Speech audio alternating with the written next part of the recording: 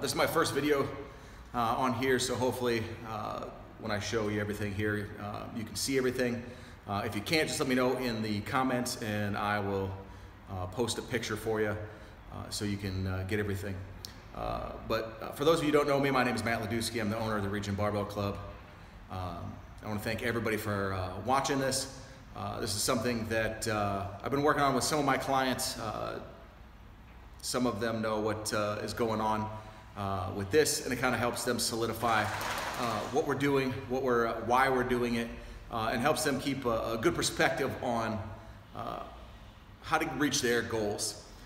So starting at the top here, as far as goals go, if you came in here and you wanted to decrease your body fat by 10%, at first I had lose 20 pounds, but you know, losing 20 pounds isn't necessarily going to make you look any better or move any better, or even, you know, for the most part, feel any better. It's just going to be that you weigh less. So I want you to change your perspective.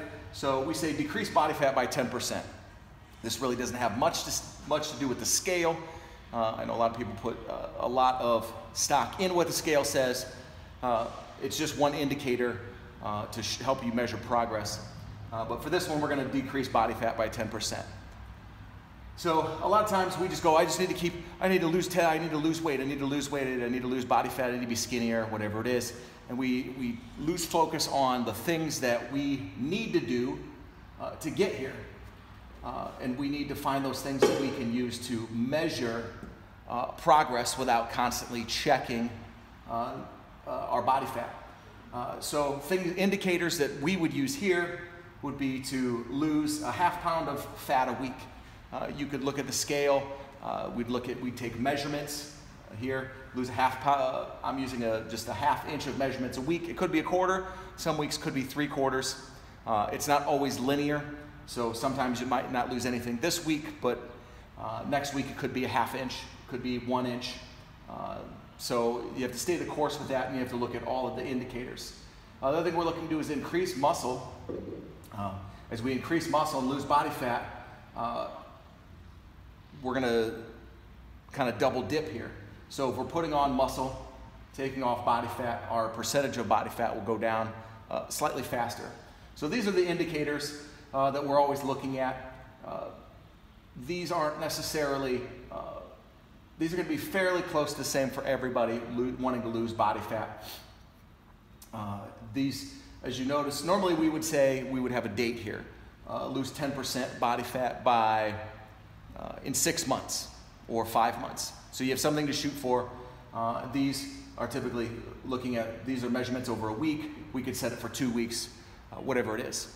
But what we really need to focus on is our weekly objectives. And these are the things that you need to focus on daily, weekly. And if you're successful with these will fall into line. And when these fall into line, then you're on track for losing your 10% body fat.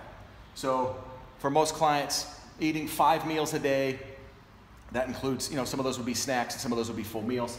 But 35 successful meals on point for what you're trying to do. Whether that's high fat, low carb, whether that's low fat, higher carb, whatever it is, we're looking for 35 successful meals. And with that, then we're going to try to get to the gym 4 days a week. As you notice, I'm not saying, hey, what to do here. I'm not saying, hey, you need to do 75 minutes of cardio and you need to do this. The weekly objective is get to the gym. If you're just starting out, get to the gym. You can worry about what to do when you're there. But the main goal is to get to the gym 4 days a week. And then focus on 1 to 2 free meals a week. Nobody's going to be perfect 100% of the time. So 1 to 2 meals a week, and schedule them. If you are trying to eat good all the time, and then you have one cheat meal, well, you know, somebody brought in bagels at work today, so I'm going to have a cheat meal.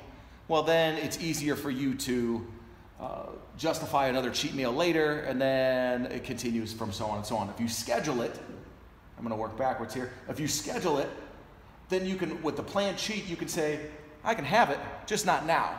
So if you know on Friday you're going out with your friends, you can schedule it for Friday. If you know you're going to a barbecue on Saturday or Sunday, you can schedule it then, and you know you have those.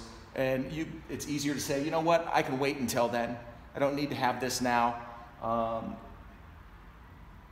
So plan it.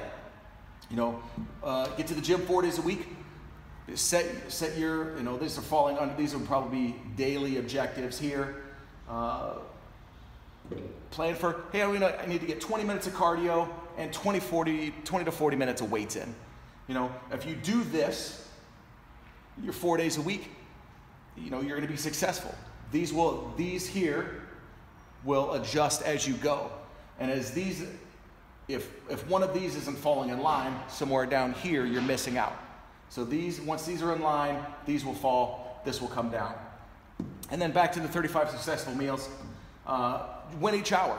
That's all you have to do. You don't have to worry about the cheat meal. You don't have to worry about, we're going to a party. What am I going to eat? What food am I going to bring? You don't have to worry about that stuff. Just win each hour. Get through this hour.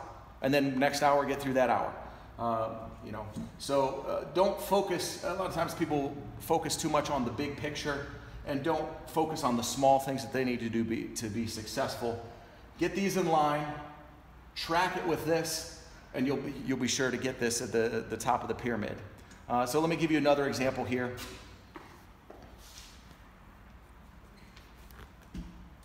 This one here, I'm going to use Dan, one of my clients, as an example. I've gone over this with him.